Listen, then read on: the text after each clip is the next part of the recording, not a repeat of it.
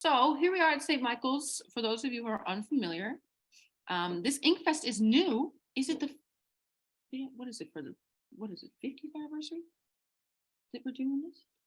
I don't know, guys. Oh my goodness. I'm an artist for a reason. I'm not about to do math here. So we'll go to the About page really quick. So originally, St. Michael's was not here in town. This print shop originally started way back in 74, I believe, or actually a little bit earlier. And this was actually out further around, I don't know how long trip, but this was in St. Michael's. I've lived in that house.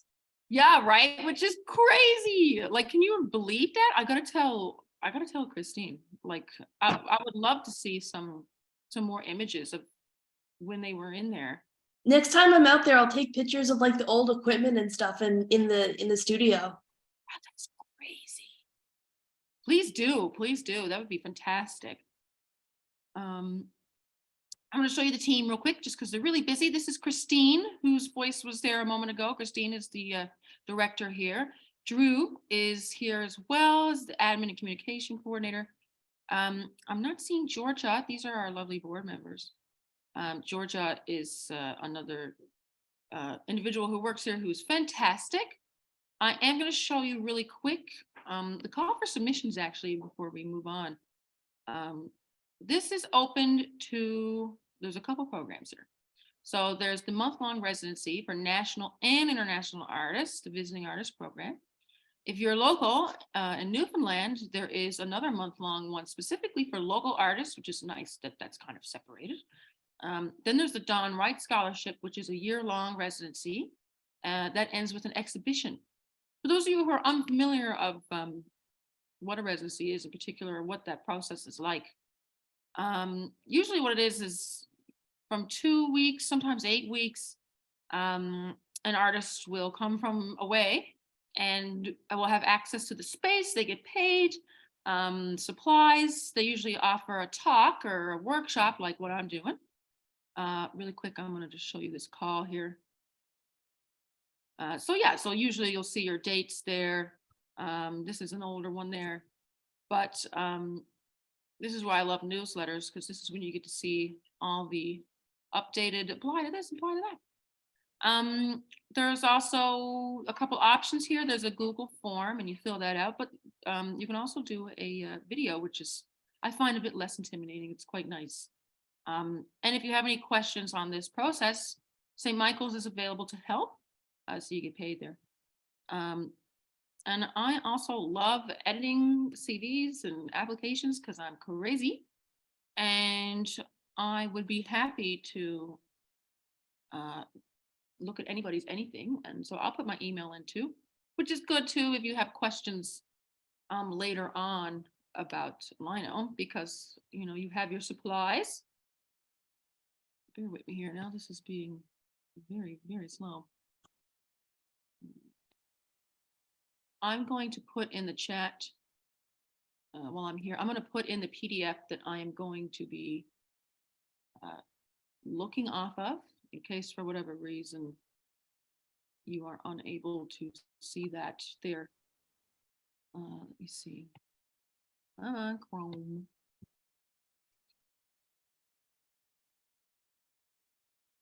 I'm going to come back and look at everybody. Are we still good?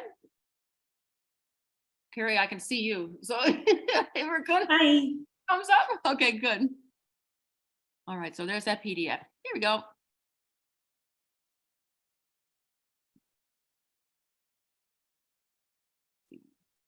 This Wi-Fi is doing its best. If I should get really, really slow, just let me know. Wakey, wakey. This is why I like having things like PDF.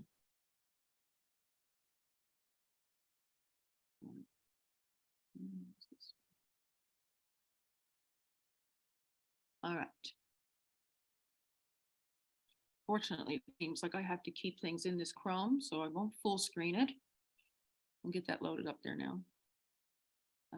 Yes. So welcome to Inkfest 2023, Lino 101 with your host, Rachel. I did talk about myself briefly, but here we are again. Who is this person?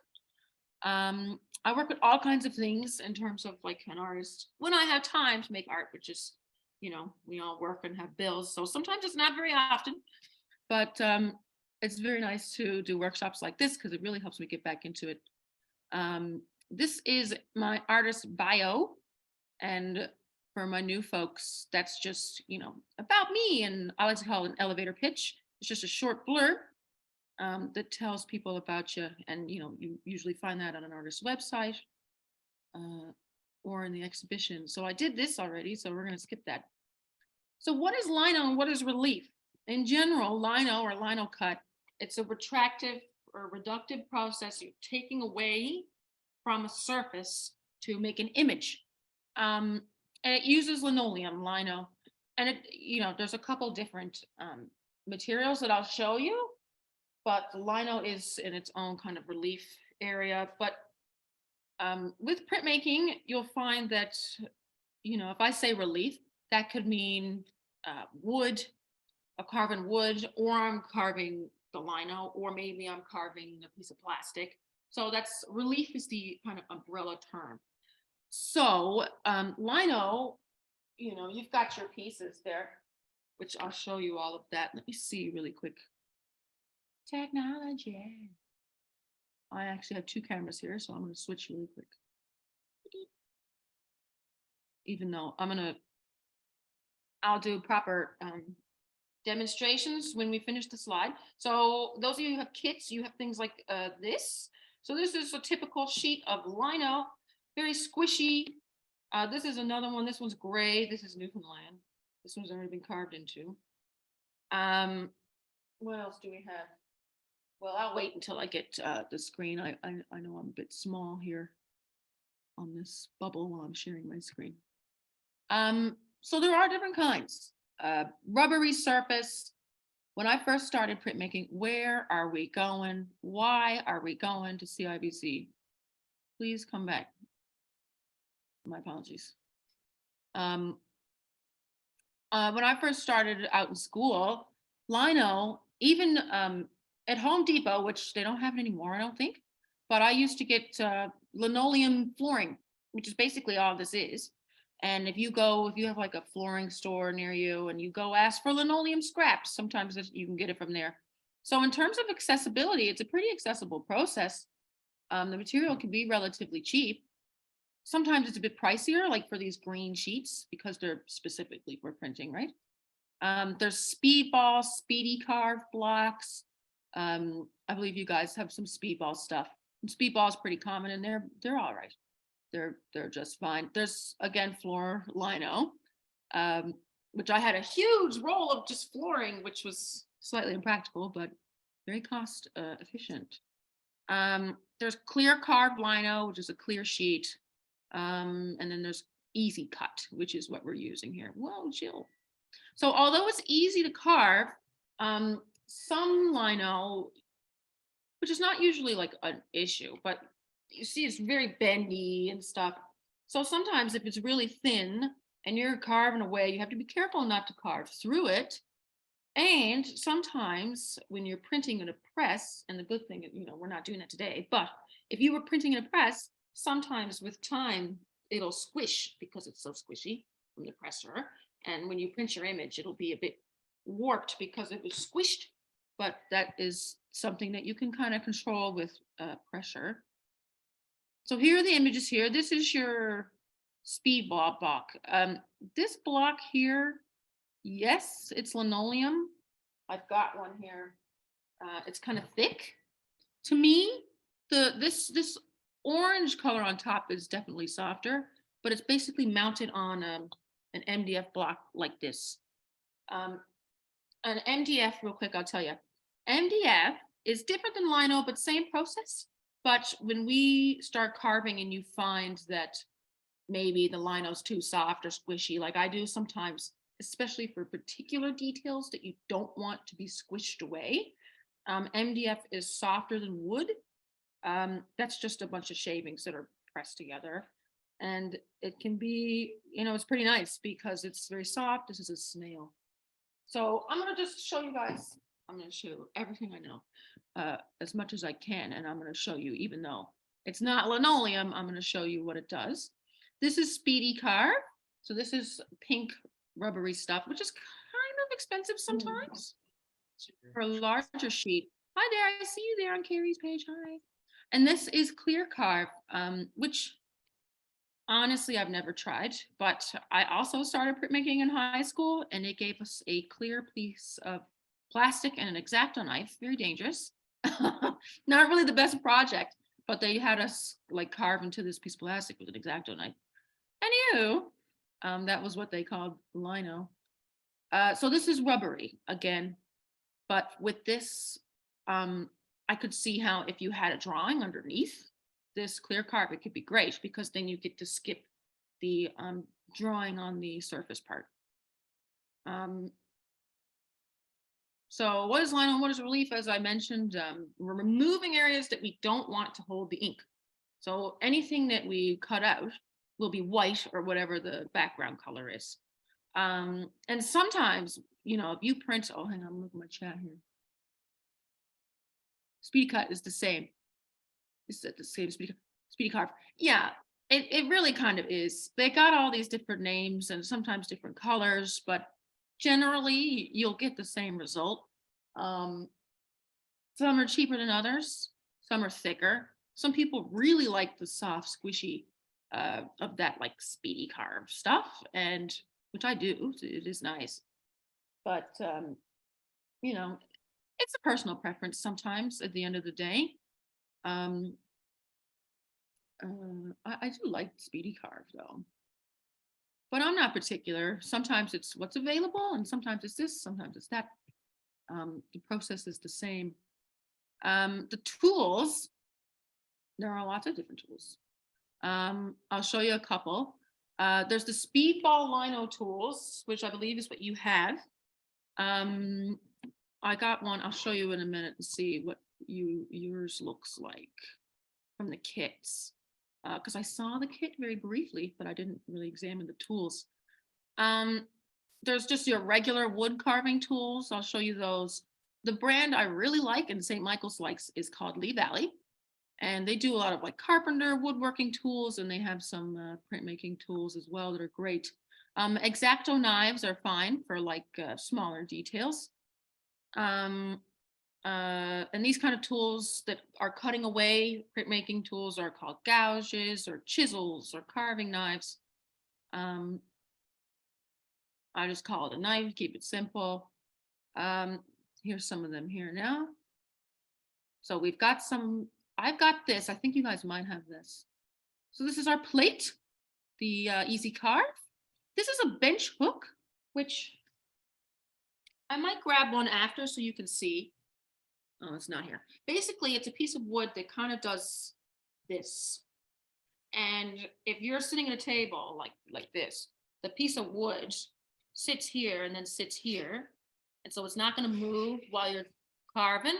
And then the piece that goes up is here, and you lean, basically you're pressing your carving against it so that you can carve and not have to worry about things slipping and sliding, which I find is a bit more useful for if you're carving bigger pieces or wood. These kind of lino things they're smaller. This rubber texture doesn't usually slip as much, so you don't usually need a bench hook, but large wooden things like the MDF, it can be handy. The brayer, that is our roller there. These babies come in all different shapes and sizes. When we get to the part where we're all working and doing our thing, I'll get a big one so you can see it. The Baron, so this kind of home process of lino, a Baron is it's a round, it's a round printmaking tool, and it kind of, is it a hide on it or some kind of leather soft material, and it's going to be really smooth on the side, and basically you're holding it like that, and once you're actually printing and it's inked and the paper is laid on, you go on top of the paper and you press. So basically you're like a manual press. For this process today, we're using these spoons, and this spoon is so smooth. I mean, it's amazing because it's ancient. But for this process, we're going to have our piece of paper, and we're going to press on the spoon and rub to apply pressure. And the spoon or some other kind of rounded object like the brayer is nice because it's round. So when you're doing this, you're not going to get lines, it's what would translate on your print when you lift your paper. So we're going to go through all of that. And then of course you have your ink and you have your palette knives scraping your ink. And so we will look at all that.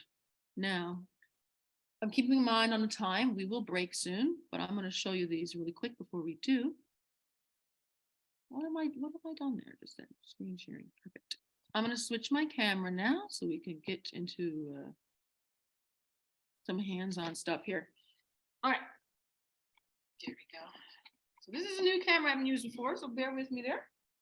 Here we are. So as I mentioned before, I'm going to fix my view so I can see you all at the one time. 1 second there. There we go. So this is our typical easy, speedy carve, easy cut sheet of lino here. This is a thicker image. Well, you've seen the snail. So this is MDF. Here is a piece of the gray lino. This is Texas tea that was printed already. And this was cleaned. So usually what happens is it's going to stain, which I like because if I'll show you this, this is that easy carve pink rubbery. So you can see how if it was under a lot of pressure, it's going to squish a bit. So it's just things to keep in mind. And honestly, a lot of this, as an artist, and it's trial and error, like most things. And where it's an accessible process, for the most part, at least it's not, if you go through a bunch of prints and waste some paper trying out things, then it's not too bad. I do recommend newsprint, using newsprint for I'm working on newsprint for printing on, like the first few rounds of printing. Newsprint is good to have because it's thin, it's cheap, it's good for testing things out.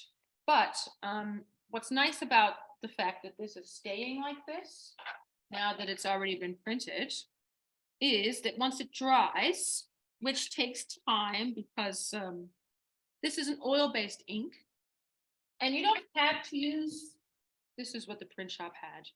So this is an oil-based ink, which it doesn't have to be an oil-based ink. Water-based inks are just fine. Speedball inks is, I believe that's what you have in your kits. This is what I'm talking about. This camera is like, got these crazy legs on this tripod. Anyway, this is the shop ink. So this is oil-based. It's new. It's in there now. So it's pretty nice, shiny black. Comes in all different colors. It doesn't dry very fast, whereas the water-based ink does dry fast, but it's easier to clean. I'm going to circle back around here. So what's nice about having this stained is, say you printed your first coat and it's green. So say I've got my fish and it's printed green. I can go back in and take away lines. And this is nice because if you're doing 2 layers, you can take away and you can see what you're doing. Like for me, whenever I'm printmaking, usually, not so much with lino, but maybe MDF or wood, I'll take India ink, I'll water it down, and I'll brush it on, maybe 1 or 2 coats, because I find sometimes it can get lost. Here, I'll show you. Say you're drawing with a pencil, right? And this is kind of dark. I mean, it can be a bit hard to keep track of what you're doing. So say like here are these markings here on the gray lino. You kind of lose it, right? And I mean, it's like neon bright in here. But instead of, not being able to see it, if I had brushed it with the watercolor, then as I carve, it's going to look like this. I'll be able to see what I'm doing. So I like doing that. And if you were doing 2 layers, then, you just work productively. But I digress because 2 layers is intense. We're just doing simple, but I can talk about that further afterwards. Let me show you some different tools that we have. So this is Lee Valley. which I like these because honestly, when you print for long periods of time, sometimes tools aren't very comfortable in your hand. And these are kind of a nice ergonomic shape. Sometimes they come in kits. This one is very small, and they come in all different kinds of, these are curved tools. Sorry, it's a bit blurry. Some of them come angular, some come in straight lines. Mine are actually rusty, which is an absolute shame. And I'll have to clean those. And when it comes to sharpening your tools, there are different methods. Some of them are more complicated than others. The good thing with linoleum, though, fun fact, is this material, linoleum, it's kind of got these little beaded structure. So when you carve, you're not dulling it that much like you would a piece of wood, right? So this is actually pretty good for keeping your tool sharp using the softer material, of course. But typically sharpening these kinds of tools like this, you get, what is it called? A whetstone? And you very much so like sharpening a knife, and you just kind of go on the block while it's wet and you sharpen it because that's the direction. But at least we don't have to worry about that today. But my tools are in desperate need of some sharpening. This is our palette knife. And so this will come in handy when we're doing the inking. When it comes time to scrape the ink out of this, we will use the palette knife. It's also helpful for cleanup. Here's our little brayer dude again. So that's here. And when you're not using it, I like to lift it.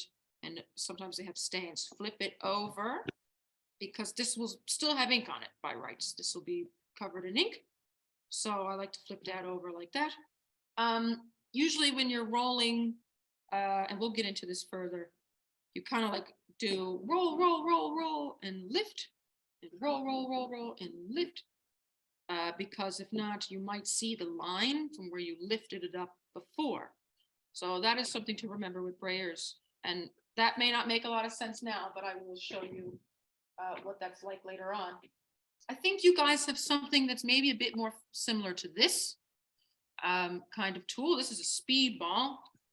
Yes, that's right. It's the same kind of, and y'all's is fancier than mine. Ooh, this is ancient. I bought it when I first started my BFA in school, and I never really used it, even though it is a very nice, comfortable shape, this kind of round against your hand. So how these things kind of work is, I mean, it's pretty great for traveling. It's pretty compact. You loosen up this top piece. You take which tool you want, and it's a little awkward. I did have to finish a bit finicky last night, and you just kind of put it in there, and you tighten it back up, and you are good to go. So these are great. These are also relatively cheap. Once you start getting into like the more serious wood tools like Lee Valley, it can pick up a more in price, but I will be honest and be like, with linoleum, it's not so much of a big deal because it's such a soft material.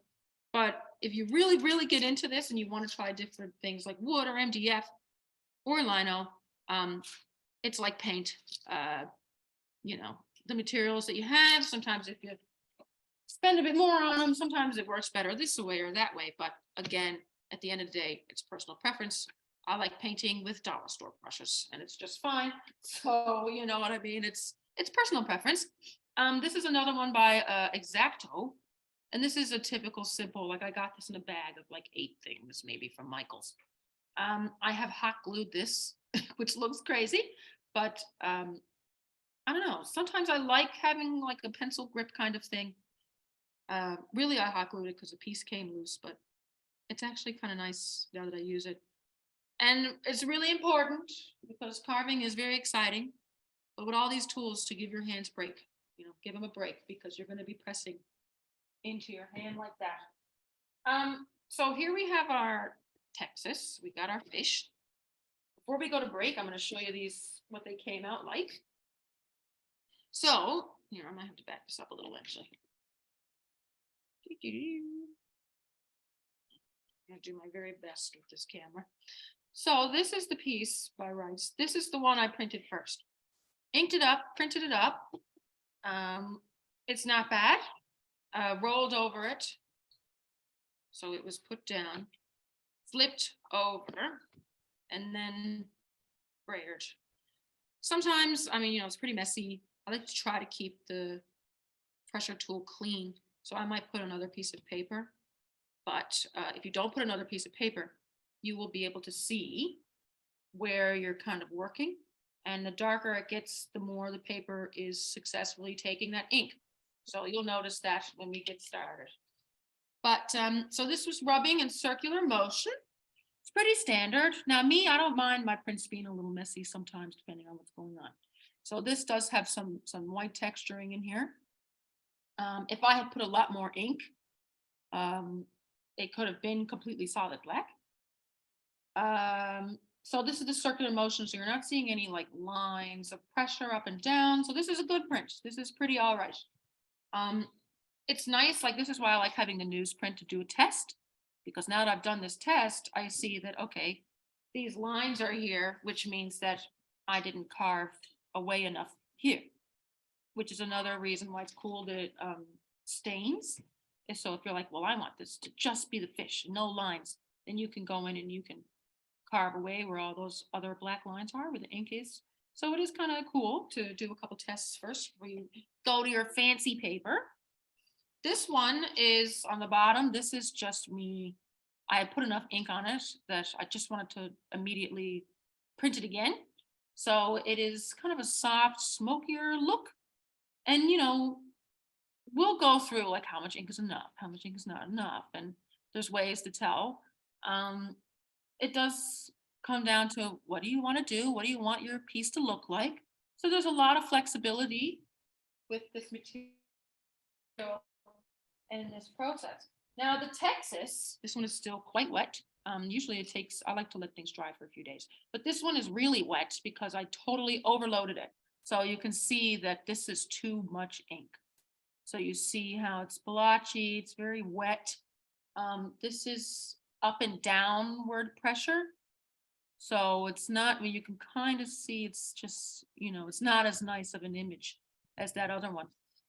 This one is not enough ink, but then again, not enough, depends what you're going for. But this one is not enough and not applied very well. And this is also barely any pressure with the spoon. So if you don't put pressure, you won't grab at all, right? Which sometimes looks cool. Again, you can see the kind of like messy lines if you wanted to get rid of it. If you haven't noticed what's important, Carrie, I'm going to mute you right there, my sweetheart. If you haven't seen, and I do this all the time, and a lot of experienced printmakers do this all the time, and I have carved this in reverse. It is very important to remember that you have to flip your image. So if I'm like drawn based off a picture, sometimes I'll go to my phone editor and I'll flip it from the get-go and work from it backwards, even if it's text, because then it's done, it's out of the way. I'm very forgetful. So I might forget once I start carving and I'm all having a great time and I'm drawing that, oops, I need to flip my thing. So yes, it's very important to flip your image on the lino so that once you print it, it comes out the way it's supposed to. Let's see, I have one more demo sheet to show you that's very handy, and I'm actually going to keep this maybe around the shop once I finish. So I'm gonna, you know what? I'm gonna have to do this, I think, so I can keep track of where I am. Oh, this is technology. Where am I? Oh, I see what's going on here. Sorry. Is it doing that thing where you kind of have to like flip your, oh yeah, hang on one second, turn it. Technology. I believe I have to, what's that? Is that, okay, is that reading better? Correctly? So here's this. Hang on, I'm having a total brain fart. You guys can read this the right way, right? Whereas before it was flipped. Okay, great. So I'm gonna bring this back around then. So this is my little test lino sheet. So I mean, you know, personal preference also depends on what kind of material, which lino sheet you're using, if it's green or gray or pink. This is pencil. So I'm going to try not to cast a shadow there. So pencil, it's great. You can draw on it. It's fantastic. When you erase it, it's not going to get everything. This is a white eraser, and then I tried a pink eraser. So there's still some residue, but it's still nice to start with pencil. This is pen. Pen works pretty good as well. Holds pretty all right. Different colors are fine. Sometimes I draw with a white pencil, actually, if I have a darker surface. I smudged it while it was wet, so imagine you're drawing and you went choo by accident. This is what it will do on this kind of material. This is a Sharpie. Sharpie is fantastic. It's great. And you know, it's not, you know, like pen brand and stuff. It's like always try a little corner test if you are doing a new pen and a new material, and just see, because some inks will bubble on the surface of material like this instead of holding like it should. So just do a little test. Sometimes these things are double-sided. This kind of lino is not. It has a fabric background. Some of the double-sided lino you can test on the other side. Some people do carvings on both sides, which I would be careful with in lino, because where it's soft, you could have uneven pressure on one side of your image if you have something on the other side. So this is kind of, we looked at our tools, but this is kind of just to show you what it'll do. So this top row is a curved tool. Let's see here. This kind of curvy tool, which is my favorite. The curve is really nice for circles. So you'll get kind of lines like this. And this is just regular pressure, just to show you. I really wish this would clear up a little bit better. This is like dots, and I'll show you how to do that, like stippling. I know it's been hard to see there. This is cross hatching, but I really want to show you what it looks like over here. So yes, you see the round, we start round and we end on a point with the round kind of tools. I do sharpen them, but I haven't sharpened them in forever, Blair. It's been a bit of neglect, but this one I'm using, these are sharp. The curve tool wasn't as sharp as this one, but I do sharpen the Lee Valley ones. Where they're a bit pricier, and they're just the kind of tool that you have to keep up with them like that. By rights, you know, it's fine to give it a pass on, you know, sharpen it up a bit between projects. I mean, I haven't sharpened mine in since last summer, and I'm still getting lines like this. So with lino, it's not too bad. But with wood, you definitely kind of are going to want it to be sharper. This is our angle brush. I know, right? Like I think I've only sharpened these Lee Valleys twice since I've owned them. I've had them about 7 years, so it's doing okay. And I don't own my own sharpening tools. I come to St. Michael's. The speedball and the cheaper things, if it breaks, if it's really dull, sometimes they're $3, $8. So I might just get a new one as opposed to buying sharpening tools. This, where am I? Oops. Here's our angle. So for this whole sheet, I use Lee Valley tools here. But it's all the same. You know, you're still kind of going to get the same line shape with your angle. So this one has a sharper start. This is great for fur, fine line details. I don't know. This one is a bit more abrupt sometimes. So sometimes curved lines will have a different look with this one, but it's great for fur. The stippling is much smaller. Way more detailed. Please pardon my crazy looking hands right now. And this is what it looks like once it's printed. So it's a totally different kind of look there. And the stipples are just a little bit tinier, but they're sharp. It's great. I actually kind of like hated the angle tool for years. And only up until recently, I realized, hey, it's not that bad. Especially for dots. And there's our cross hatching again, so you can just see what it looks like. Now there's a couple different ways to spin this around. A couple different ways to actually actively do the print. So for the longest time, I did it kind of like this. And so what's happening in this one here is I have removed the drawn line. So this is what that's like. And then the other side is to remove everything but the drawn line. So it depends on what you want to do. This is very much so like your stamps, like you just want your line work, right? This kind of process, obviously, it's a bit, I don't know, for me, it's a bit frustrating sometimes because if you have really small lines and you're trying to carve from here and here to get your line, sometimes linoleum, the blade for stippling, I will, yes. Sometimes it's so small line, accidents happen, and you carve away. Oops, I did my thing by accident, and it's so soft. Sometimes you want to move small lines because it'll slip, depending on where you are. And once you remove a thing, you can't really put the thing back. Sometimes with wooden pieces, because wood has a grain. And what's frustrating with wooden carvings sometimes is that if you go against the grain, it might splinter off and you lose a big chunk that you didn't want to lose. Sometimes I will wood glue it back on. But it can be a bit frustrating, but printmaking requires patience in a way, but I find that the process itself kind of is encouraging. So the stippling is kind of encouraging patience, which is, I don't know. Sometimes I get pretty frustrated while I'm trying to do this, as with any art practice, because sometimes, again, there's trial and error. So this is the angle V. This guy is very, let me see here. What's this going to do? This is a very small one. Let me get a bigger one to load up a bit better. This is it there. You can kind of see it there. These are very sharp because I didn't use them forever. So all I'm doing here with the stippling, and I'll show you guys after the break when we draw together, it's just a quick push, flick, and a flick, and a flick, and a flick. And it's the same thing with the round one, but the angled one is pretty good, and you just kind of brush it away.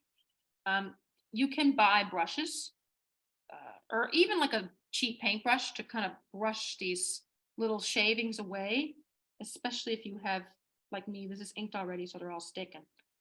So yes, this is just kind of like a stick. You grab it a little and flick it, and you brush it away, and that is your stippling. I like the V for that, and that's our round one. So it's a little different. I'm going to show you. I did print this, so I can show you what it looks like. So here's this. So now this is a bit rough, as you can tell, but just to show you. So this is that there. This is our round one on top again. So it's pretty all right, but you see it's very different from that there. These stipplings with the angle come out pretty pokey, and these are nice round dots. And here's our fish. So again, this is very like stamp-esque. This is our line work, everything but the black line is carved, and this is carving only the line that was drawn. So, it's very much so play around, whatever you want to do. What I'm gonna do here is see, well, first of all, I'm gonna, and like, look, and it's a messy process. Hence newsprint or gloves as a working station. Typically with cleaning this kind of stuff, this is oil-based ink. So, back in the day, there were all kinds of chemicals that, were really good for you for cleaning stuff. And, not really back in the day, it's still used. And it's really fast and efficient, but it may not be good for you. So, in St. Michael's and for the environment too, right? So we use Dawn dish soap and water. And a spray bottle is good. But that comes after, I think we use vinegar to clean off the oil-based printmaking stations. If you got water-based ink, like Speedball water ink, it's great because it's just water, right? Of course, try not to get things on your clothes. This is my St. Michael's hoodie, represent. There's also aprons. And my apron is crazy, covered in all kinds of things, but that's kind of what we want, isn't it? That's character. But what I'm gonna do now is oh, one more thing. For those of you who are gonna do this along with me at home, if you didn't have a kit, I'm not sure if the kits came with a piece of plexiglass. If it didn't, so what this will be for, if I poke this down again, this is where I like to keep the ink. So like, either it's a piece of glass or a piece of plastic, and you keep your mess on here, it's great.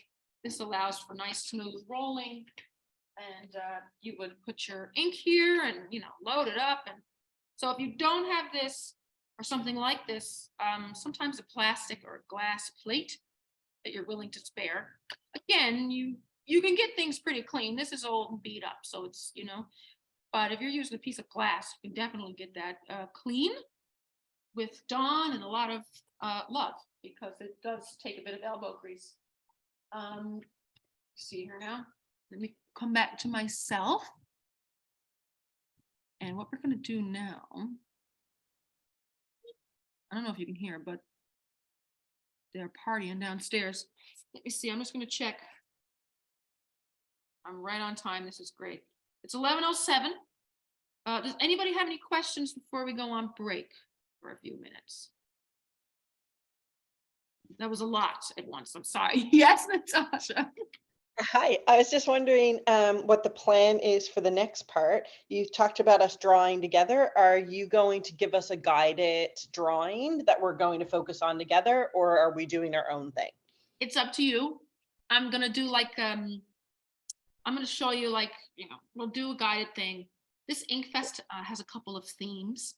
Tonight there's a live party, which the themes are casino, alien, cats, underwater, and I don't even know. I think there's another thing. So it's a bit everywhere. So I picked underwater. So I'll probably do the technique to reverse. I will. This is I might do a fish or something. You're welcome to do whatever you like, but I'll just do probably something guided so we can see. So after the break, maybe we'll take 10 minutes. I'm gonna reheat my tea.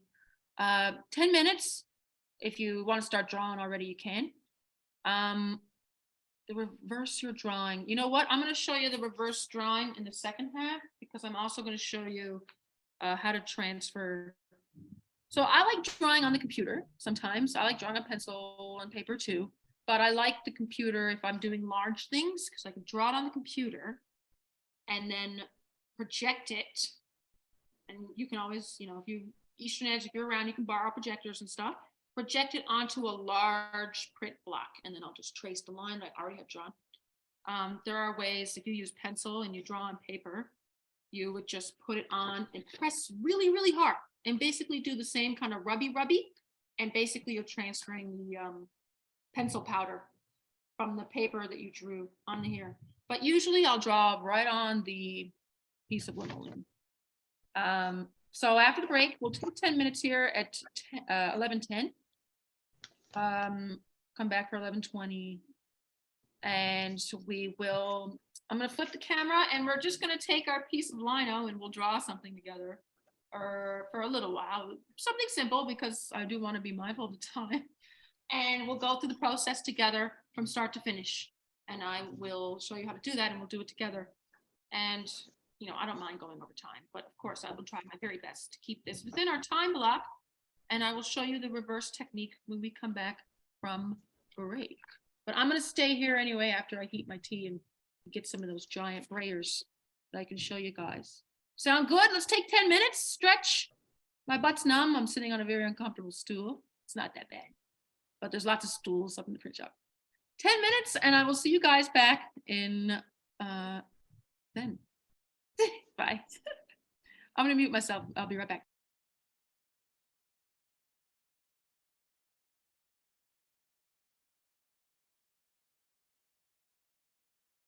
Let me see. What do you think, Tim? What do you think? What do you think about this process? Well, it's pretty interesting. At least I'm ready to, get started. I got some ideas of what I want to do. Oh, So, yeah. Ooh. yes. It can Evil be a fingers. surprise. We'll have show and tell at the end. 11:22, so I might have to do demo a little quick, but it's Right. not a big deal. It'll be fine. All right there. Let me see here about reversing the drawing. Let me get a picture. Let me see here. What's the best picture? I'm just going to use. I'm gonna use this. Hold on. I don't think it's loaded. But... All right, I think we're mostly back there. Hello again. Really quick, I'm just going to show you. Blair, are you there? Not yet. Well, here, I'll wait for Blair because Blair asked about the reverse. This is also a brayer. Yes, depending. The Lino can have it back and front. I'll show you now. This thing here is just the giant version of the little rolly guy, and these guys get huge and they get very tiny. Typically what you want is a roller or a brayer that when you roll it over your work, it covers the whole thing. Let me see. We put paper to protect these guys. Get on in there, buddy. There we go. It's very heavy. Like for this one, say, got down again. Like this is just fitting. This is just fitting. By rights, it's okay. But if I had a brayer that was maybe thicker, I would be less worried about like kind of like piling up ink on the edge because it's literally touching the edge. This Lino block, no, either side is, well, you'll see there's a side here that's a little bit shinier, and this one is a bit more dull and has a duller texture. This is the side you're gonna want to draw on. But, I mean, you can pick either side, but this one just has kind of like a nice, this is that nice dull texture for drawing.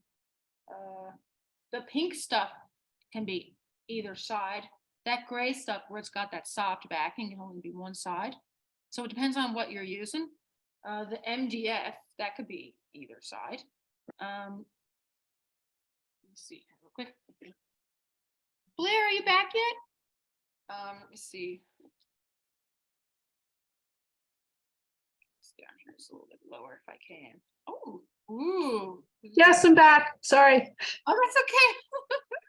So which side are we drawing on again? The shiny side or the less shiny side? You're gonna want to draw on the less shiny kind of. It's definitely a rougher side versus this more slick. But it's okay. But prioritize this side on this material. About flipping the images, which is very, very handy. I'm going to switch my camera because there we go. So I have an iPhone, but you can, I mean, any editing thing or on the internet as well. I think if you Google like image editor browser, you'll get your free thing that you can use. So I'll just go a silly picture of me here, just standing. Actually by Port Rexon. Where is this? I think this is Trinity, actually. I'm just going to edit it. And if I go like I'm going to crop a thing, so I've gone down to the croppy bit, I'm just going to flip up here. This is flip. I got to hit it like this. And so it's flipping it around. Well, it was there. And so if it's text or whatever, I'll just flip it. Now, this probably isn't the best image to demonstrate with, but that's what I'll do, Blair, is I'll just do that. Also, sometimes when you're drawing, it's helpful to use a grid. Like when I was in art school and doing bigger things, I draw a grid. And basically, you're taking an image. I know what I got, actually. There's all kinds of apps. I use, what is there? There's some kind of app called DaVinci Projector. There's Grid app, and most of them are free. Let me get the image here. And basically what that's doing is saving you time from, sorry, one second there, from hand drawing a grid. But say you have an image. This is some random project that I never finished. Say you have an image and you go in your grid app and it's going to do this to it. And it's going to put these lines. And depending on how big your image is, I mean, this is only small, but if I had something that was like 20 inches by 20 inches, I may make each square an inch by an inch, or come on, camera. I may make each square 2 inches by 2 inches. So there's a little bit of math there. But what a grid will do is you'll just go in to one square at a time and draw. Here's this nose. So I know that if I go over to row G and go down to number that, oh, this is in that space. And so that's another way to get your image. You want accuracy is what you're going for. A grid can be very handy. So that is the flipping of the image. Please don't forget to do that here this morning, especially if you're doing text, which is hard because it's all backwards. 11:28. All right, let me get on this part. I could talk about this forever because honestly, it's that flexible of a process, which is great. It's just there's so much you can do. So I'm going to show you really quick, just kind of what's going on. So this is a harder surface, but the principle is still the same, but it's a bit easier for you to see with this camera. So you're holding your tool kind of, I like this. I like this kind of, where are we? Just hold it. Whatever works best for you, works best for you. What works best for me may not work for you when you're holding it. But I like to press down kind of. Pick up just a little bit more. Press down kind of. And so here we are. So the bottom of the curve of your tool is down. So if you had a line, I guess it depends if you're doing a thick line or a thin line. How much pressure you apply determines how thick your line is. Let's see here. I'm just going to push. And also, please carve away from you. There have been instances where, I mean, it's a no-no. I've turned it towards myself and very, very carefully tried to do little carvings. But you see how that can be dangerous. Sometimes you got to do what you got to do. But I like to put it away from me. And I'm just pressing. So this requires more pressure for this firm, but I'm just doing this so you can see where it's already black. And you'll get your little curly bit with this harder material here. And this lino and this material is fine, just go in regular trash. So yes, we're just kind of pushing, and we're pushing kind of gently. So, it's really, I don't know. It's not that there's a right and a wrong way. It depends on what you want to do. And by folks who've done stamps, I mean, you understand that too, even from doing stamps, that, depends on what you're trying to get. So this is MDF, highly recommend, very friendly. It has longevity, whereas lino and linoleum, the squishier stuff, where it presses and stuff, sometimes it gets warped with time. This is a bit better because it's firm, not as strong as wood in the long run, but definitely smoother because you can go any direction you want to on MDF because it's all just loose particle. So let's go over to our green sheet here now. And let's see here, what do I want to draw? I guess I better put it around this way. So you can draw anything you want. And, how many pieces of linoleum did you get in your kit? 2? Okay, great. Let's do our, pick one. They must be the same size, I imagine. And let's do this as our test one, because I'm going to do this relatively quickly on my end. So I'm going to do a simple drawing so we can do that just to show you. And I'm glad you have an extra piece so that you can, once you get the gist, you can take your time proper. So I'm going to use this pen here and I'm going to draw. I don't know if the theme is underwater. I'm just going to draw. I don't know. What am I going to draw? So I'm just using a blue pen. This one is pretty juicy. It's okay. So you really just got to be aware where your hand is. So I'm doing a fish that's like really bad. And here he is, and he's seen better days.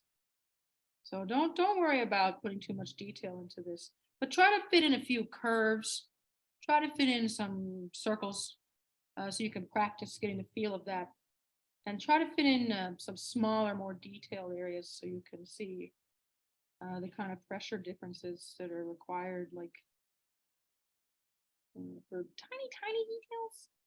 And this is my attempt at what I assume is just a codfish, I guess. There's a lot of cod in it. A bit rough. But for the sake of argument, this blue pen here, this is Paper Mate. Probably not the best. Honestly, with this green Lino, I like using a pencil.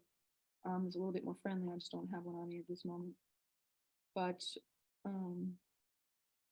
this one's pretty okay. Like that MDF where I had it black, when you carve away, it's kind of hard to see what's what. But this isn't so bad carving away at and keeping track of where you last carved. So say I've got my very simple fish. And feel free to keep drawing. If you want to just skip and do a detailed drawing, you go right ahead.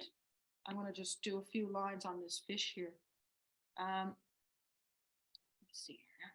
You know what I'm going to do? I'm going to see if I can make this become like my eyes. There in the way. Stand up, buddy. It's got these crazy bendy legs. There's a bit of glare, so I apologize for that. Here. Okay. So what I'm going to do here now, let's carve away a little bit while you're drawing there. This is a really tiny one, so I might not do that.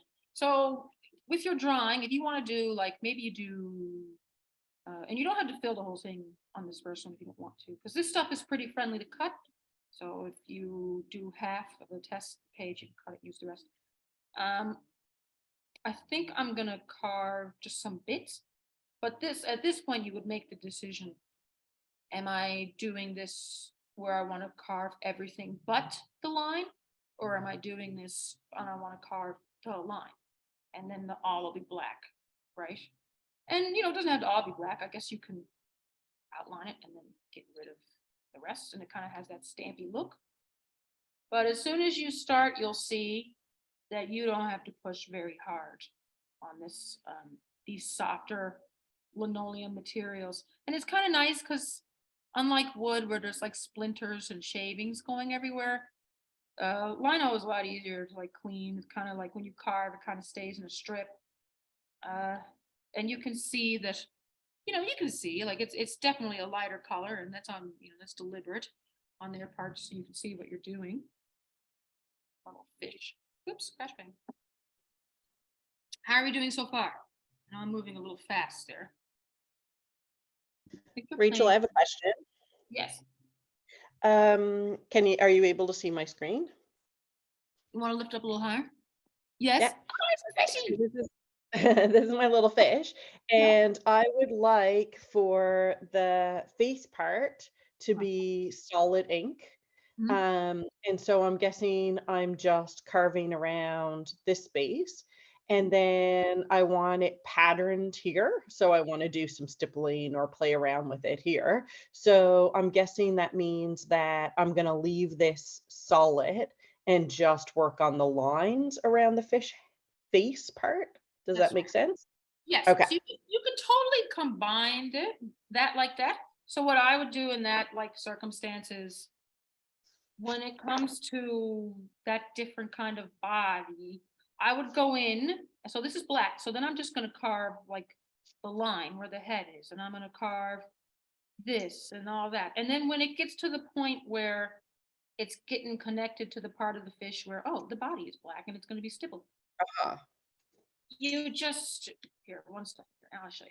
Let me try to catch up to this here. Whoa, they're playing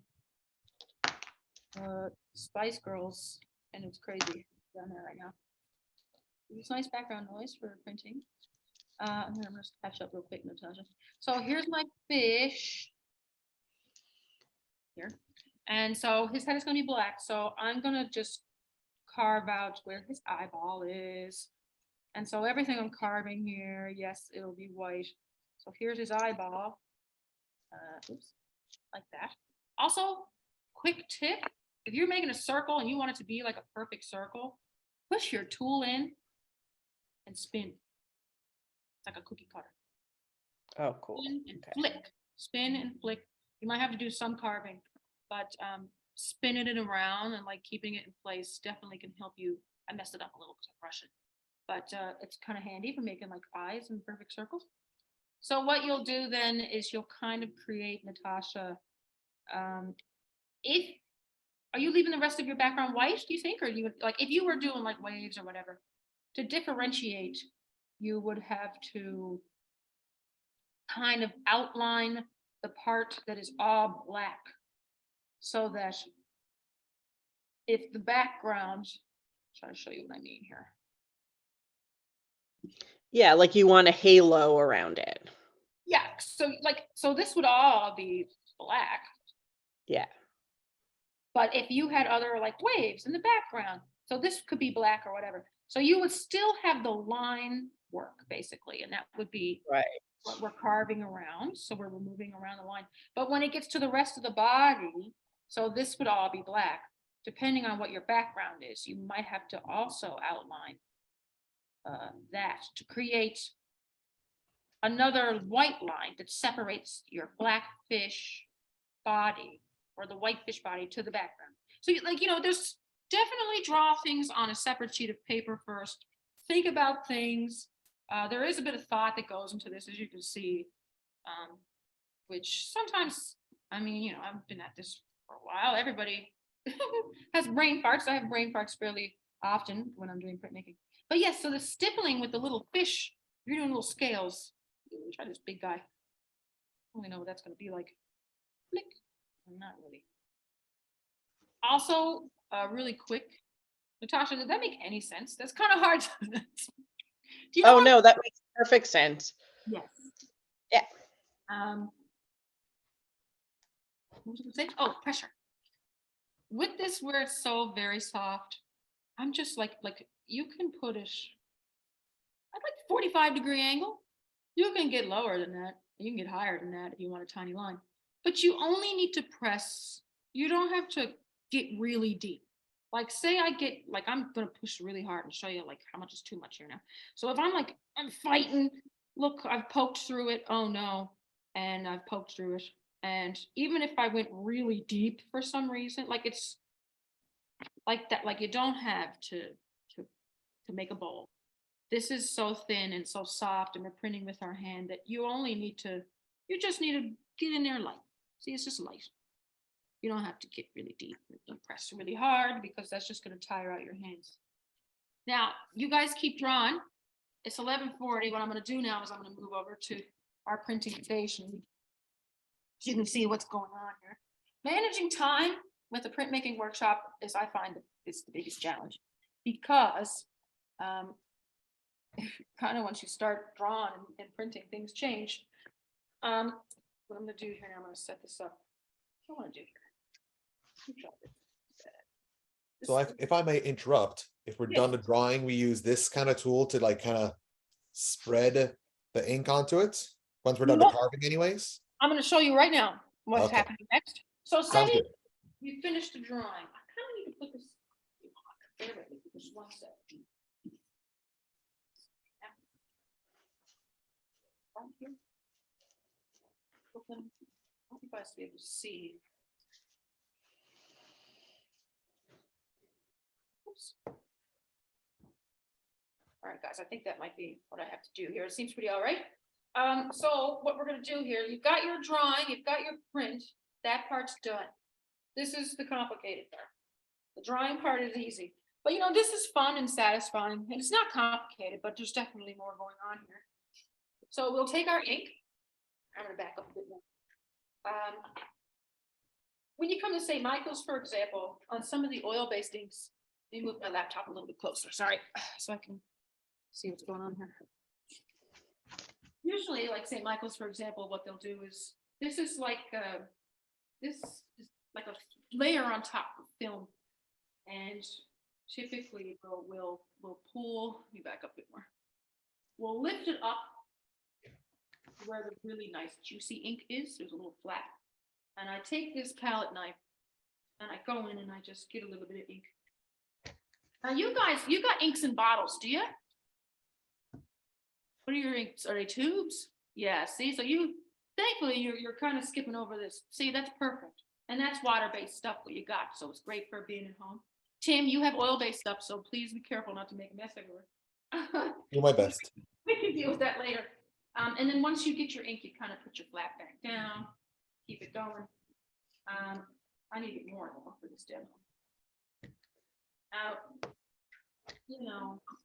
Sometimes you can put things back in a container if you got extra. Well, you really by rights should not try to put it back in the container. By rights, do I use a cure? What's that? This is St. Michael's have here. Graphic chemical ink. ACMI, what is that? Well, that's a certificate. I'm not quite sure. What's this? Do you recognize this? Blair, what's that? A Cura? Is it a brand?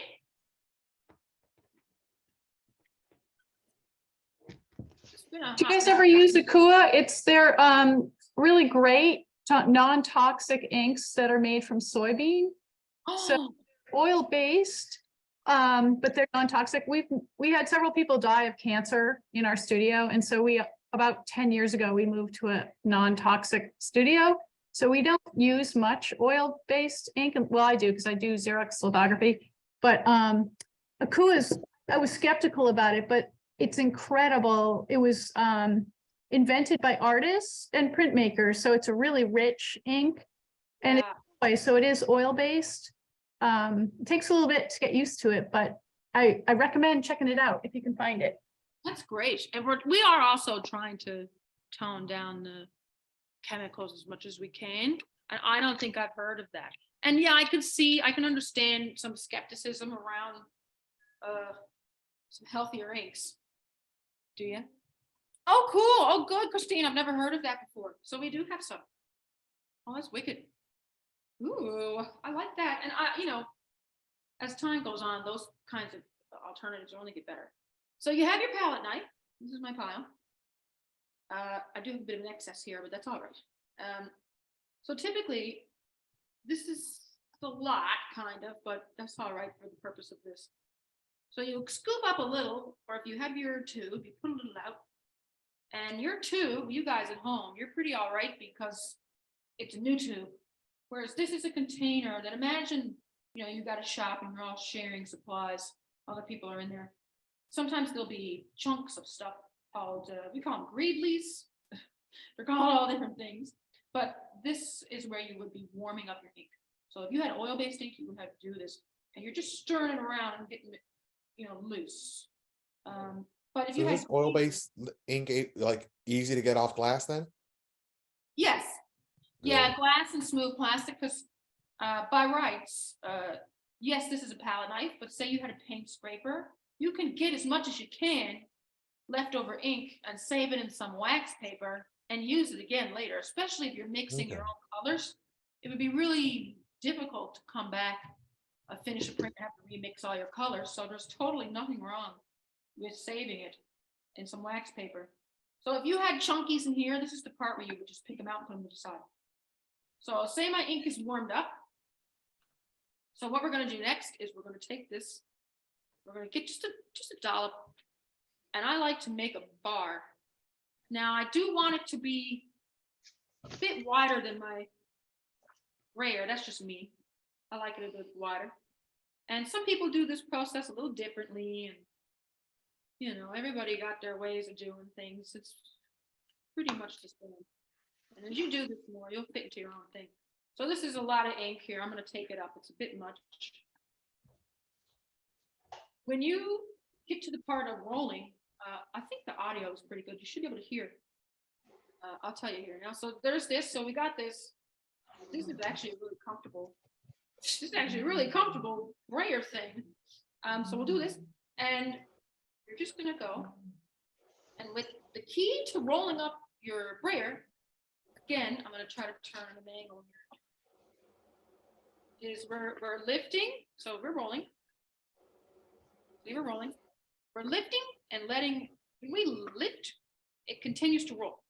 So that part where it left, you don't want to hit the same part when you come back down.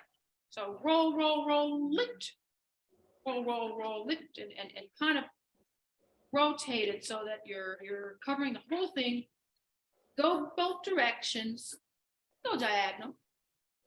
Now, how to tell that you have enough? This isn't bad, but I'm going to put a lot more so you can hear it a bit better. So I might have a bit of extra ink, but it's just so you guys can hear. So when you're rolling your ink, okay.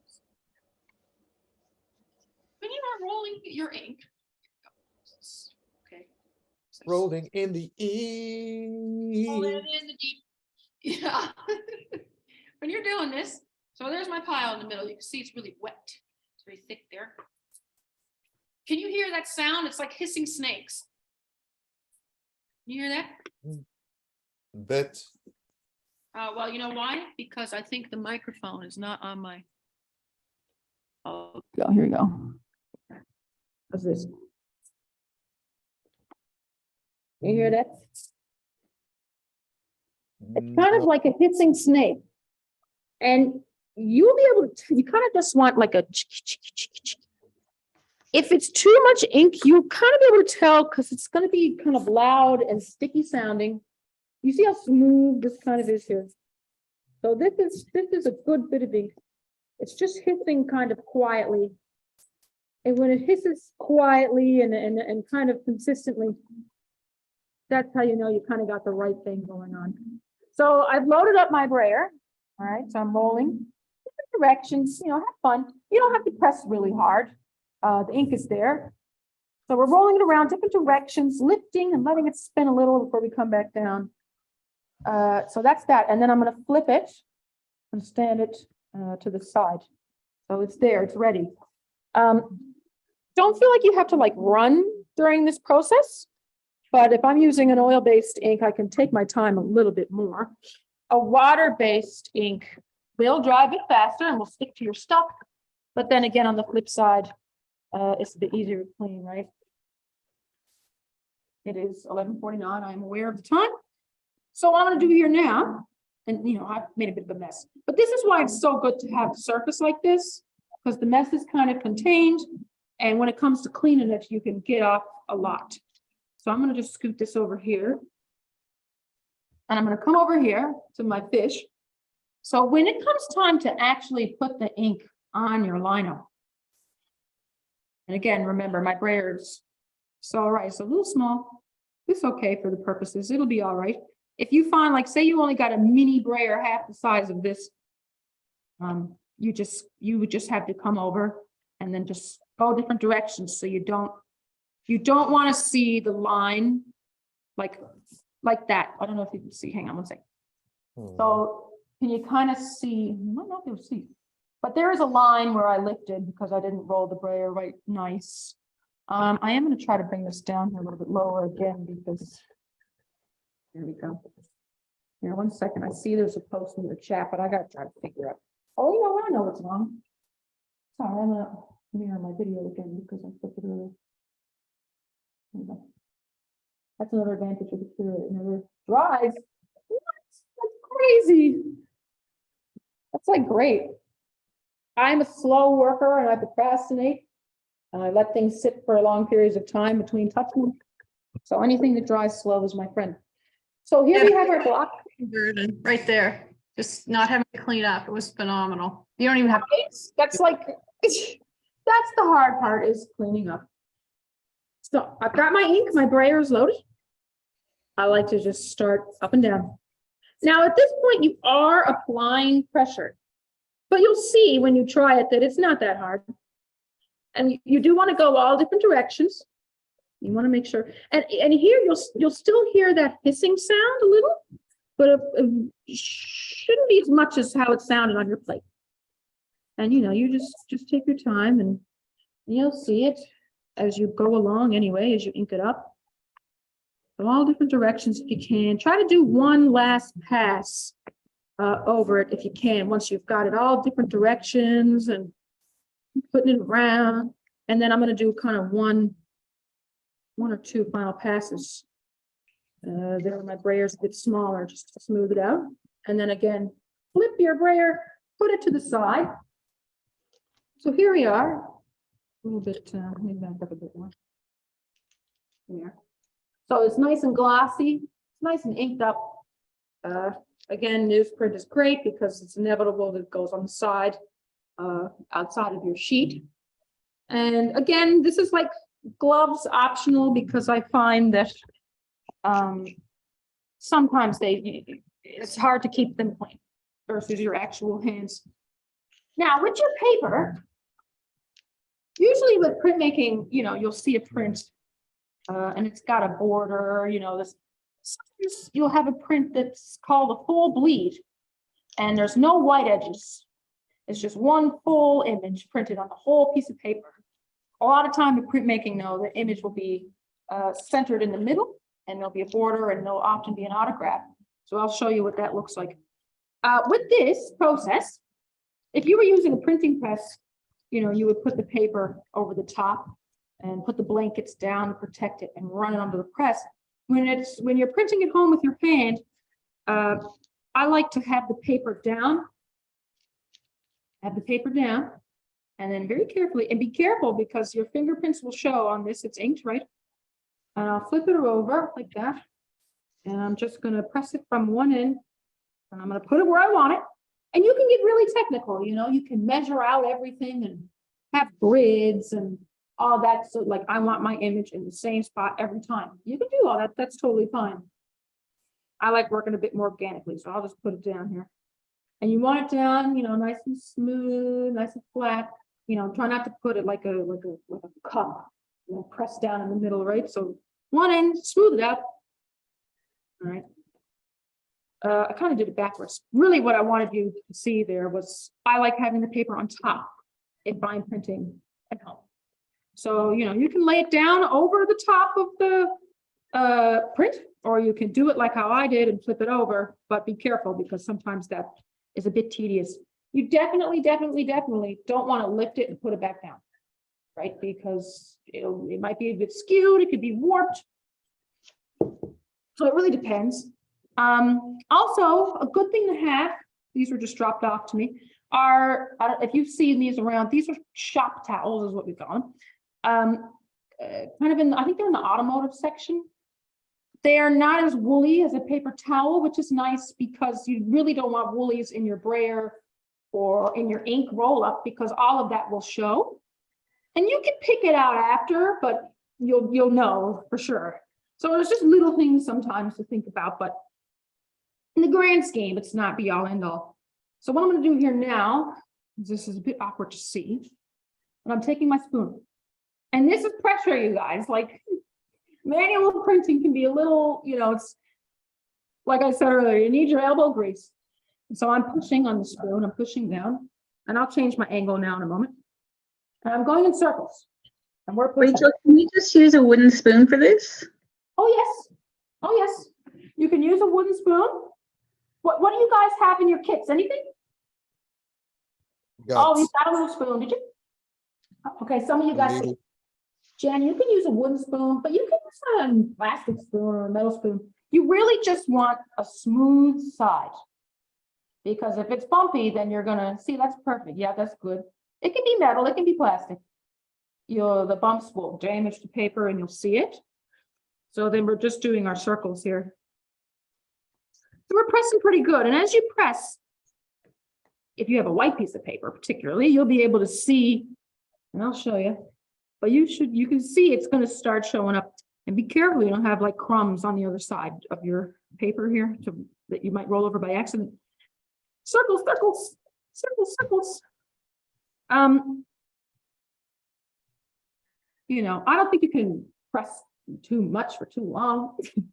I mean, don't overstrain yourself, but do put a bit of elbow grease into this part, and you're rolling in circles, and we're going all around. And be careful because on the edge, your spoon might dip down a little and you might put a crease in your print. And some people like that kind of embossed look on the edge. Not everybody does. So we're spinning that around. Let me get a different angle here if I can.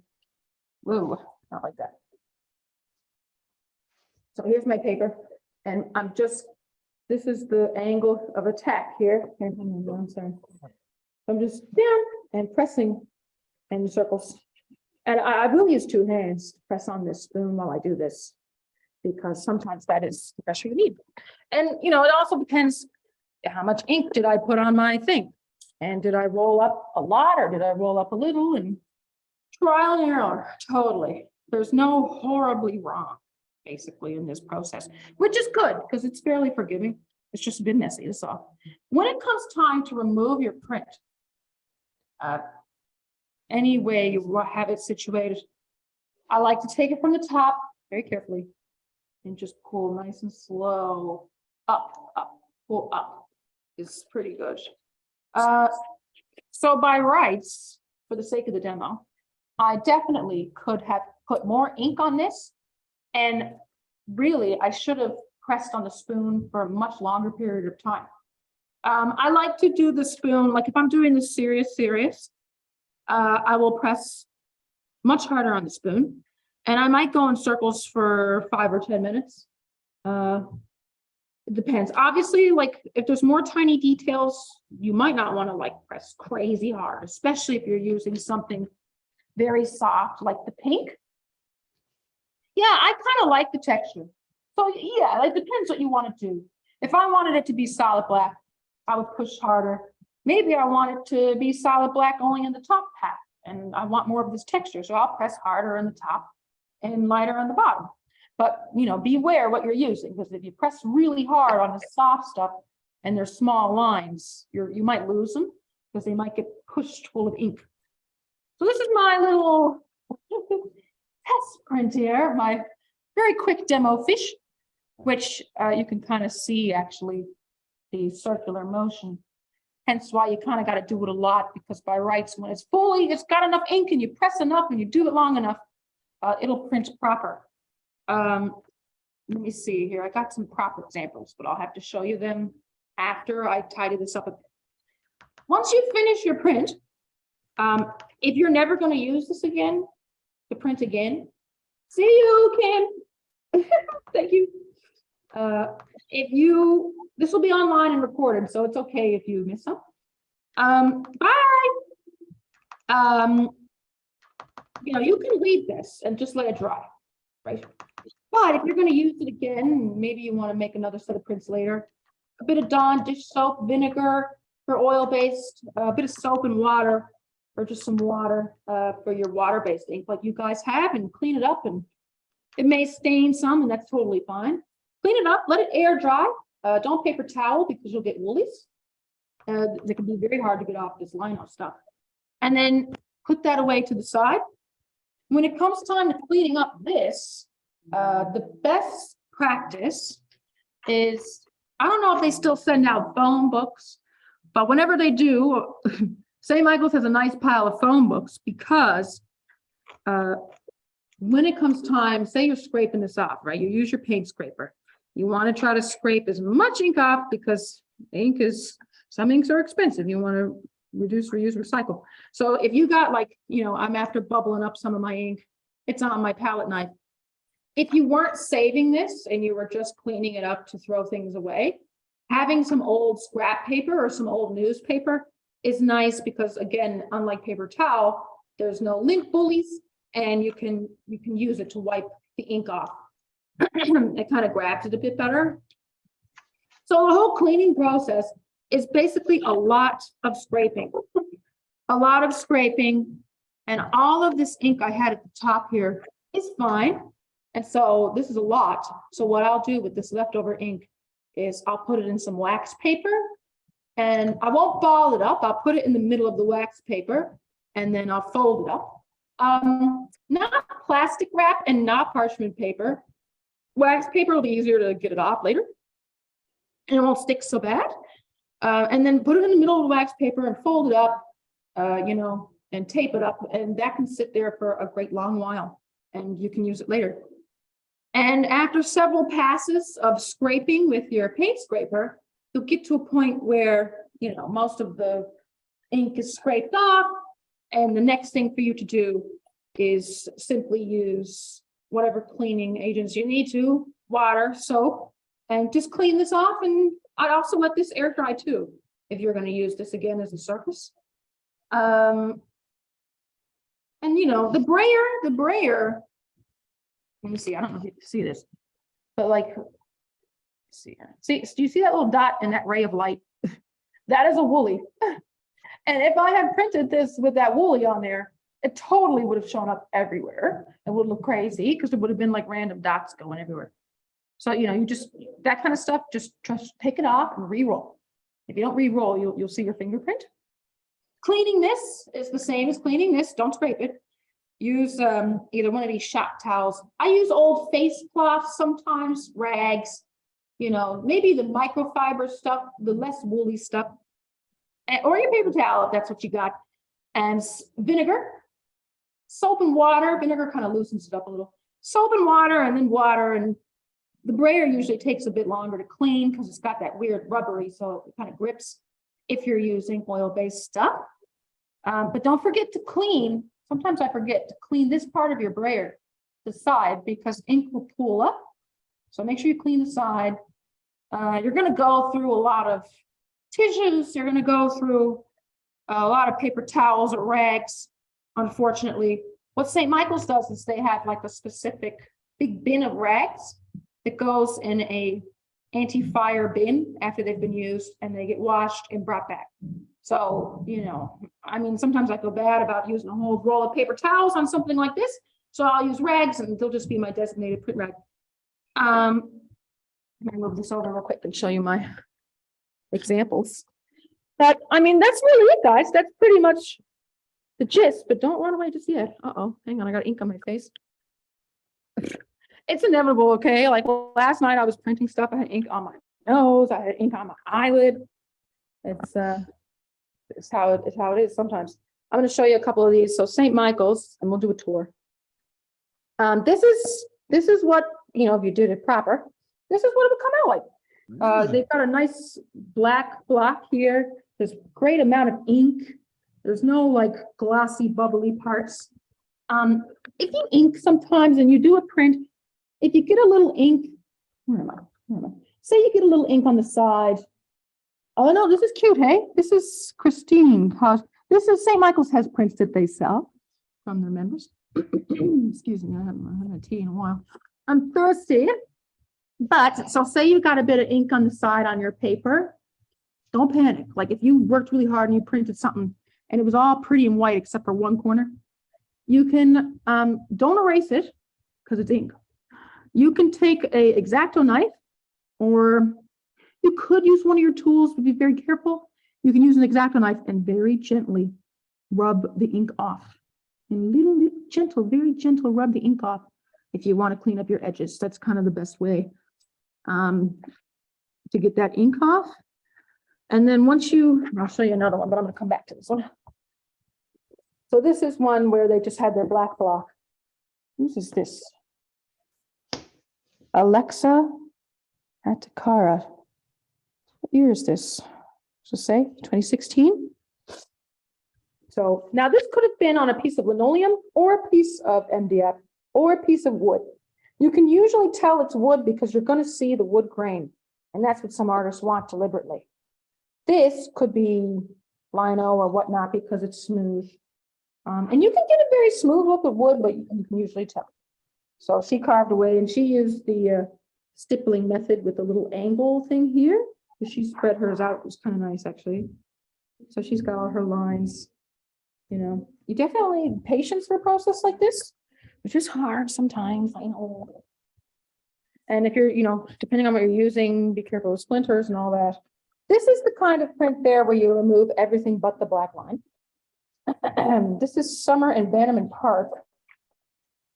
This is Caroline Clark. I've seen several of these. This is a festival that happens in town. It's the folk festival. So this is all right. You see, she's, you know, depending on what kind of look you're going for, you can keep some of the ink lines. She's got her birds here. It's very cute. So it definitely has a graphic look, right? This kind of process. So it's great for postering. But you can create totally hyper realistic things. I mean, you know, go on Google for a little while and it's amazing the stuff that's out there. I'm going to use this other one as an example. So once you've printed your work, Typically, St. Michael's, they got drying racks, so you leave it there.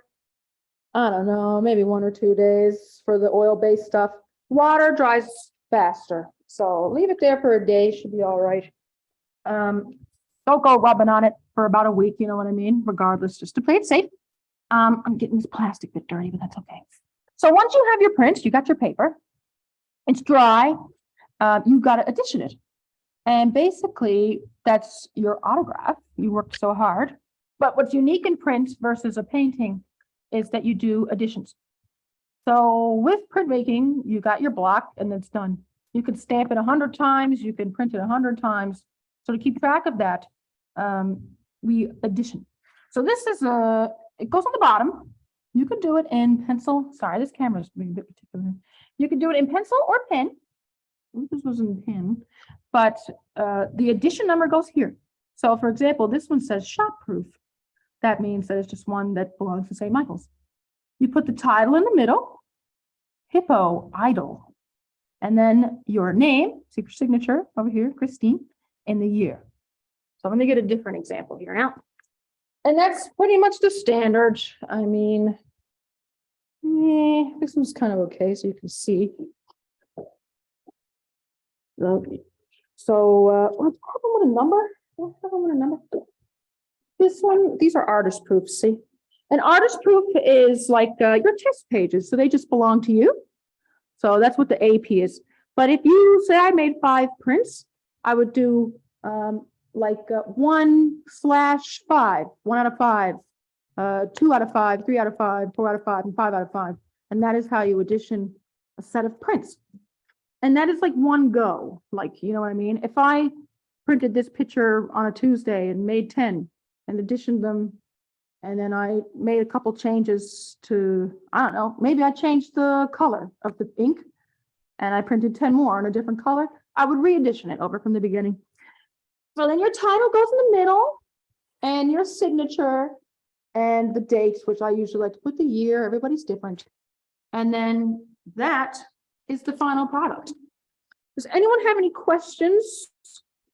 I know that was a lot of info, but you see, like, it's kind of tough to fit it all in 2 hours. Yes, Natasha. Hey, Rachel. I have 2 questions. One is, can you talk about the re-inking process? So just say you wanted to do multiple prints. Yes. How much ink, once you do your initial inking, how much more should you put down in the second? Like that, let me go get this here. I'm gonna Wires going everywhere. So between each print, let me think. So this one here, I put the ink on it, printed it, put it aside for like 30 seconds, then picked it up and printed it again. So you do each go. That doesn't mean you have to ink a lot. Like if my first print had a lot of ink and it came out a good crisp black, I may just with the roller go back and forth, and that'll be it instead of going a lot, you know. And maybe I'll do just back and forth and then do back and forth on the print just to refresh it a little. It doesn't have to be a lot of ink. Hence the newsprint, and that's why it's good to test on newsprint so that you make sure I have enough ink. Typically, if I was coming in here and doing everything proper from start to finish, I would set up my press or my spoon, and I would have newsprint, and I would maybe print 5 or 10 on newsprint until I got to the level of darkness that I wanted. So you kind of do have to test things and see. I'm going to attempt to give you a tour in a way. So where I am right now, this is the screen room for those who haven't been here. So this is where we do our screen printing on screens like that. Oh, yes, Jen? Oh, I didn't get the kit, so I was wondering what kind of paper should I use? Paper? I'll show you when we go out across the room. Oh, I'm so sorry. I've never even seen you on the other side. The paper depends. This paper that I used here this morning is out of my sketchbook. There are definitely fancier papers. Some good online art stores have them around, like Curry's or what is it, Blick's or Dick's Art Materials. There's a paper called Somerset. There's a paper called BFK that are good papers for printmaking. There's Japanese paper that's very thin. There are a lot of different printmaking papers. It depends, like if I am doing something for fun, or if I'm just doing something to give, I don't know, put up on my wall, maybe I don't want to use my fanciest paper. I'll go get some, I'll go get some Bristol paper or mixed media paper from Michael's, right? But if I'm doing something fancy for a show, I might want to get a nice piece of paper. And like, even if you go to Michael's, they got that paper like in these, like, I'm just using Michael's as an example. Art stores will typically have a piece of paper. And you kind of know it's like a good piece of paper if it's more than like $3. Like once you start kind of getting over the $3 or $5 range, it's like, okay.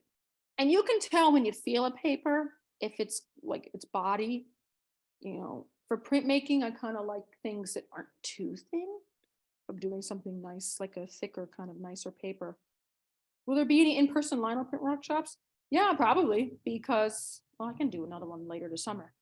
But sign up for St. Michael's newsletter, because that's where those updates are posted. And you can actually apply to teach a workshop too. It's really easy. Jen, did that answer your question? There's a lot out there. Paper options. Different color paper. I mean, there are people, this is screen printing on fabric. And like you can make t-shirts. I've made t-shirts with Lino blocks, MDF and press, and that's great. And so really you can flexible. This is our screen room again. So, we have all our inks and this is our gallery space. I want to show you a full bleed print.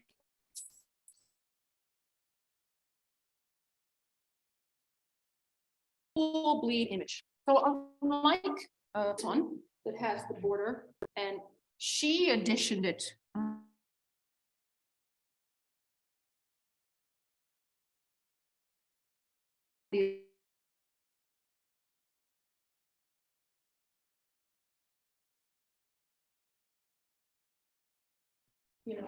Certain level of awareness, I think, with full bleeds, so you don't get ink all over around it. It's definitely a bit messier. I'm going to come out here now. Bear with me in the Wi-Fi here. But I'm exiting the screen room. So we are upstairs on the second floor. So there's the main door. And you come in, and this is we're having a blacklight party tonight for Inkfest, and this is going to be a lava lamp. It's made out of paper. But you come in, and this is our washing station, sink. These are our presses here. This is another drying rack. This is for lithography. So these are larger stones here on that press. If you came in here we are, lots of windows, lots of light. This is an acid bath room where you prepare your plates and clean your screens. There's some folks here. This is very much so like a community space. So people just like come in and carve and stuff. You're tearing your paper. So with paper, there are a couple options. Your internet is glitching out. Bye, Carolyn. You can tear it by hand, or you can cut it, with an X-Acto knife and a rubber sheet. If you want your edges to be nice, you can buy paper ready to go that's the right size, or you can cut it and tear it at a station like that. So this is like where people work and stuff. This is a very large intaglio press, and that's a different print process, but you could use this if you had a giant piece of lino and you wanted to come in and print it. And there's a baby one right there, just the smaller version of that. And there's another drying rack and cubbies, and St. Michael's sells paper. Jen, let me look really quick and see what we got here, because hello again, guys. Hello. Christine, that's my Christine. It's the director, hi. Christine. So here we go there. So BFK, Jen. I'm looking at BFK. Like 1064 taxes. 1064 with taxes for that sheet of 22 by 30 inches. But you do have to be a member. For this price. Yeah. Yes, yeah. But these exist at different stores, right? There's Stonehenge is a good one. Legion is another good one. Those are like, kind of the standard. So they're pretty good for a lot of different processes, not just print. but I want to show you. Oh, this is kind of a good one. This is here. This is a print here. So when you're inking, we only use black ink, but if you had like purple and blue, when you roll it up on the sheet with your brayer on the plastic, you can put two colors next to each other. Like what she did here was a dark color, a light color, and a dark color. And she rolled it only in one direction. And like if you were doing a rainbow, it's called a rainbow roll, right? This gradient color. You roll it in one direction.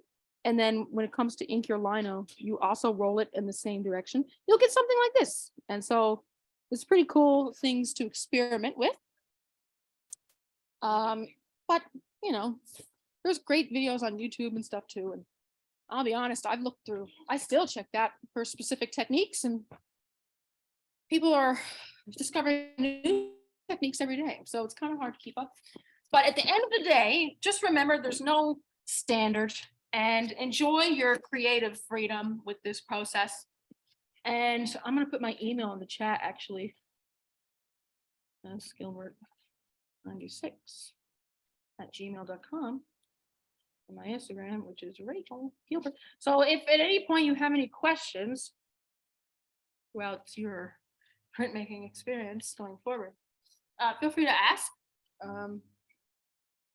As well as if you have questions about residencies and how that kind of work.